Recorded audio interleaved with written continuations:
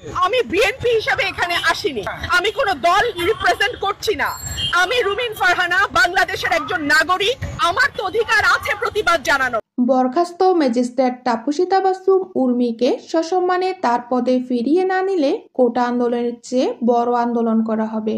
এবার বরখাস্ত ম্যাজিস্ট্রেট উর্মির পক্ষ নিয়ে আন্দোলনের ডাক দিলেন ব্যারিস্টার রুমিন ফারহানা। আবু সাইদ ছিলেন সন্ত্রাসী, ডক্টর ইউনূস ৭১-এর ইতিহাস মুছে ফেলতে চায়, এসব নিয়ে ফেসবুকে পোস্ট করে বরখাস্ত হয়েছেন ম্যাজিস্ট্রেট তাপসী তাবাসসুম উর্মি।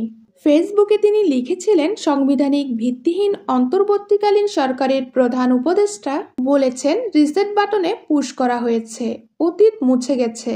রিসেট বাটনে ক্লিক করে দেশের সব অতীত ইতিহাস মুছে ফেলতে চান তিনি। এতই সহজ, কাউন্টডাউন শুরু হয়ে গেছে আপনার মহাশয়। এমন মন্তব্যের পরেই দেশের তরুণরা চরম খেপেছে, তার বিচারের দাবিতে করছে আন্দোলন। এবার ম্যাজিস্ট্রেট উর্মির পক্ষে দাঁড়ালেন ব্যারিস্টার রুমিন ফারহানা। তিনি বলেন, উর্মি ভুল কিছু করেননি, তাকে এভাবে বরখাস্ত করে দেওয়া মেনে নেওয়া হবে না। রিসেট বাটনে পুশ করে কি সবকিছু ভুলে ফেলা যায়? উর্মিকে অবৈধভাবে বরখাস্ত করা হয়েছে, তাকে সসম্মানে তার পদে না বসালে কোটা আন্দোলনের চেয়ে বড় আন্দোলন করা হবে।